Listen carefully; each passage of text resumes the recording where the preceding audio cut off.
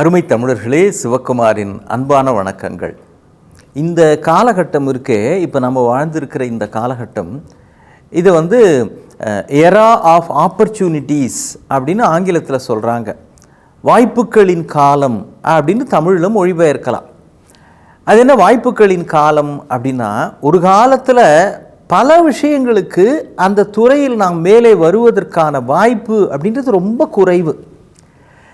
நீங்கள் படிப்பு அப்படின்னு பார்த்தா கூட ஒரு காலத்தில் பிஇ அப்படின்னா அது பெரிய படிப்பு, எம்பிபிஎஸ் டாக்டர் படிப்பு அப்படின்னா அது பெரிய படிப்பு. மற்றதெல்லாம் அந்த அளவுக்கு பெரிய படிப்பு கிடையாது. பிஎஸ்சி எம்எஸ்சி அப்படிலாம் தான் படிப்பாங்க. ஆனால் இப்போ எப்படிப்பட்ட காலகட்டம் அப்படின்னா, நீங்கள் எந்த படிப்பு வேண்டுமானாலும் படிக்கலாம். அதற்கு என்று ஒரு மிகப்பெரிய பிரம்மாண்டமான வாய்ப்புகள், வசதிகள், தகுதிப்பாடுகள், அதிலே பட்டய படிப்பு, பட்டப்படிப்பு, பல்வேறு துறை சார்ந்த அதற்கான தேவை, இப்படி எல்லாம் இருக்குது.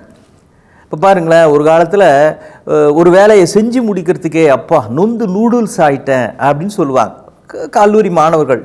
அப்பாண்டு நொந்து நூடுல்ஸ் ஆகிட்டேன் அப்படிம்பாங்க.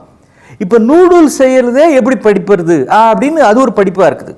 என்னன்னா கேட்ரிங் மேனேஜ்மெண்ட் அப்படின்றாங்க. சமையல்காரரு அப்படிம்பாங்க ஒரு காலத்தில். அப்பா இன்னைக்கு ஹோட்டல் அண்ட் கேட்ரிங் மேனேஜ்மெண்ட் அப்படின்றது ஒரு பெரிய படிப்பாக அதிலே தகுதி பெற்று வருகிற ஒரு மாணவருக்கு உலக அளவில் உலக அளவில் வேலை வாய்ப்புகள் விரிந்து கிடக்கின்றன.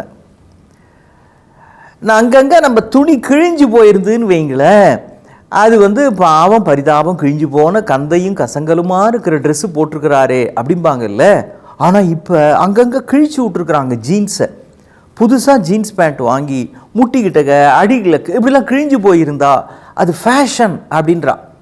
என்னென்ன டிசைனிங் அப்படின்றான். விதவிதமான ஆடை வடிவமைப்பு அப்படிங்கிறதுலையே உலக அளவில் ஒரு மிகப்பெரிய மார்க்கெட் இருக்கு. தலைமுடி ஒரு காலத்தில் அவர் சலூன் வச்சுருக்கிறாருங்க, முடி வெட்டுறவருங்க அப்படின்னு 2 வார்த்தையில் முடிச்சிருவாங்க.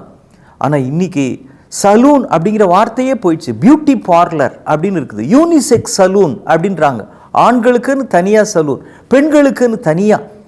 கலரிங் அப்படின்னு தலைமுடி கருப்பு தானே நம்ம பார்த்துருப்போம், கருப்பு பார்த்துருப்போம், இல்லை வெள்ளையாக பார்த்துருப்போம். இப்போ விதமாக அங்கேருந்து வரவங்க ஏதோ கலர் கோழி குஞ்சு மாதிரி வராங்க. விதமாக இருக்குது. கேட்டால் பிள்ளைங்க கலரிங் சார், இதான் லேட்டஸ்ட் ட்ரெண்ட், ஹாய் அப்படின்றாங்க. எந்த துறையாக இருந்தாலும் அதிலே ஒரு மிகப்பெரிய வாசலை இன்றைய காலம் திறந்து வைத்திருக்கிறது. வாய்ப்புகளின் காலம், ஏரா ஆஃப் ஆப்பர்ச்சுனிட்டி அப்படின்றாங்க.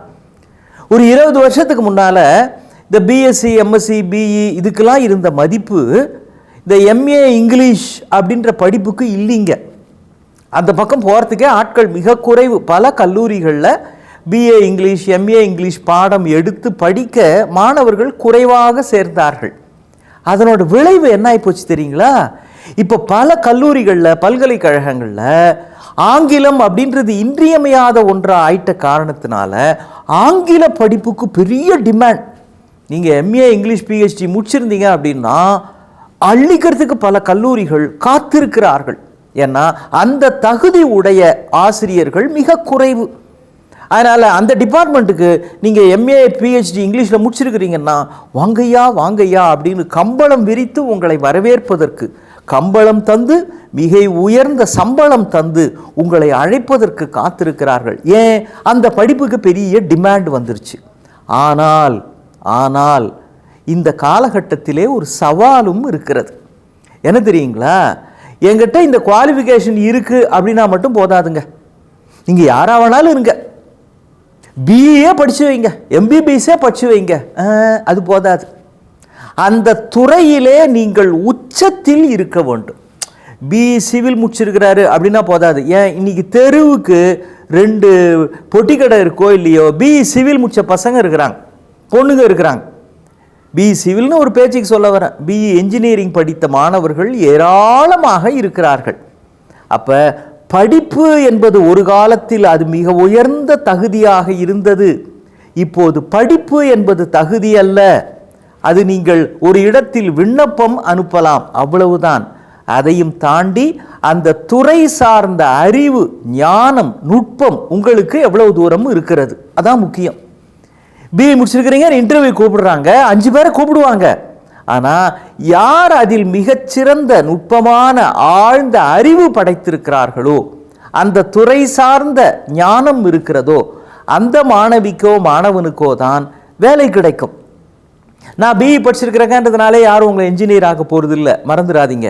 நான் எம்பிபிஎஸ் முடிச்சிட்டதுனாலேயே நீங்கள் ஒரு ஹாஸ்பிட்டலில் போய் டாக்டர் ஆக முடியாது. ஏன்?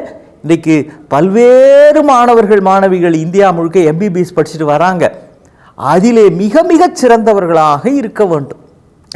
மற்றபடி எந்த துறை, நம்ம நடிகர் சந்தானம் இருக்கிறாரே, அவர்கிட்ட என்ன திறமைன்னு பாருங்க. நம்ம காலேஜ் பசங்க சொல்லுவாங்க கலாய்க்கிறது அப்படின்னு, கிண்டல் பண்ணுறதுன்னு, அதான். ஆனால் கலாய்க்கிறதுல அவர் உச்சத்தில் இருக்கிறார். கார்ட்டூன் வரைகிறது, கேலி சித்திரம் அப்படின்னு சொல்லுவாங்க, பேரே கேலி அப்படின்றது தான், கார்ட்டூன் வரைகிறது அப்படின்னு. ஆனால் அந்த கார்ட்டூன் வரைவதற்கே ஒரு மிகப்பெரிய மார்க்கெட் இருக்கு, பல்வேறு இடங்களில் தேவைப்படுகிறார். நம்முடைய கார்ட்டூனிஸ்ட் மதன் இருக்கிறாரே, மிகச்சிறந்த எழுத்தாளர், கட்டுரையாளர். அவர் எழுதிய வந்தார்கள் வென்றார்கள் என்கிற நூல் மிகவும் புகழ்பெற்ற ஒன்று. அவர் கார்ட்டூனில் தான் புகழ் பெற்றார். நகைச்சுவை, கிண்டல் அடிப்பீங்களா, தமாஷ் பண்ணுவீங்களா, காமெடி பண்ணுவீங்களா, ஆனால் கிரேசி மோகன் அளவுக்கு உங்களுக்கு நகைச்சுவை செய்ய தெரிகிறதா, அப்போ மேலே வரலாம். எந்த துறையாக இருந்தாலும் அந்த துறை சார்ந்த ஞானம் ஆழமாக இருக்கும்படி பார்த்து கொள்ளுங்கள். அர்ஜென்டினாவில் ஒரு பெரிய கால்பந்தாட்ட வீரன், 4 வயசில் அவன் விளையாடுற அந்த ஆசையை பார்த்துட்டு குட்டி பையன் அவனுடைய பாட்டி சொல்கிறாங்க, கண்ணா நீ உலகத்திலேயே பெரிய கால்பந்தாட்ட வீரனா வருவடா அப்படின்னு. சரி பாட்டி, சும்மா கிண்டல் பண்ணாத பாட்டி அப்படின்ட்டு அந்த பையன் விளையாட்டில் தான் கவனம் செலுத்துகிறான். ஆனால் 11 வயசுலேயே அந்த பாட்டி போயிடுச்சு. அவன் பேரில் ரொம்ப பிரியமானது. இவனுக்கு அதனாலேயோ என்னவோ தெரியல, ஒரு சின்ன ஹார்மோன் டெஃபிஷியன்சினால் ஃபுட்பால் மாதிரியே இந்த பையனும் வளராமல் இருந்திருக்கிறான். குட்டியாக இருந்திருக்கிறான். ஃபுட்பால் எப்படி வளரும்னு கேட்கக்கூடாது, குட்டியாக இருந்திருக்கிறான். அதுக்கு ஏதோ ஹார்மோன் டெஃபிஷியன்சி. வாரம் $1000 செலவழித்து அதுக்கான ட்ரீட்மெண்ட் தர வேண்டியிருக்குது.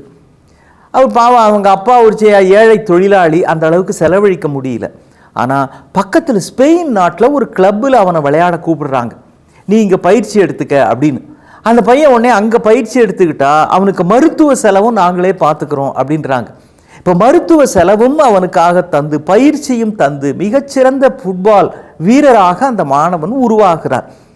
இப்போ உலக கால்பந்தாட்ட போட்டி நடக்கிறது, உலக கோப்பை ஃபுட்பாலில். இப்போ கிரிக்கெட் மாதிரியே ஃபுட்பால்லையும் ஃபிஃபா அப்படின்னு ஃபெடரேஷன் ஆஃப் இன்டர்நேஷ்னல் ஃபுட்பால் அமைப்பினுடைய உலக கோப்பை போட்டி நடக்குது. அந்த போட்டியில் அவனை ஸ்பெயின் நாட்டுக்காக ஆட சொல்கிறாங்க. அவன் என்ன தெரியுங்களா சொன்னால், முடியாது, நான் அர்ஜென்டினாவை சேர்ந்தவன், என் நாட்டுக்காக விளையாடித்தான் உலக கோப்பை பெற வேண்டும் என்பது என் கனவு. இதாங்க தேசபக்தி. விளையாட்டில் கூட என் நாடு வெல்ல வேண்டும் உலக அளவில், அதுதான் என் நாட்டுக்காகத்தான் நான் விளையாடுவேன் அப்படின்னு திரும்ப அர்ஜென்டினாவுக்கு வருகிறான். அவனுக்கு மீண்டும் யூத் சாம்பியன்ஷிப், அதிலே ஒரு வாய்ப்பு கிடைக்கிறது.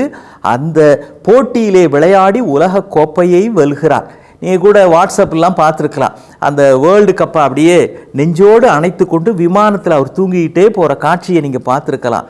ஆம், அவர்தான் லயனல் மெஸ்ஸி என்கிற உலக புகழ் பெற்ற கால்பந்தாட்ட வீரர். குறைபாடு இருக்கலாம், தடைகள் இருக்கலாம், வறுமை இருக்கலாம், எல்லாவற்றையும் மீறி இந்த துறையில் சாதிக்க வேண்டும் என்கிற பயிற்சியும் முயற்சியும் இருந்தால் இந்த வாய்ப்புகளின் காலத்தில் நீங்கள் மிகப்பெரிய உயரத்தை அடையலாம். எந்த திறமையாக இருந்தாலும் பட்டை தீட்டிக் கொள்ளுங்கள், வைரமாக ஒளிவிடுங்கள். மீண்டும் சந்திப்போம். வணக்கம்.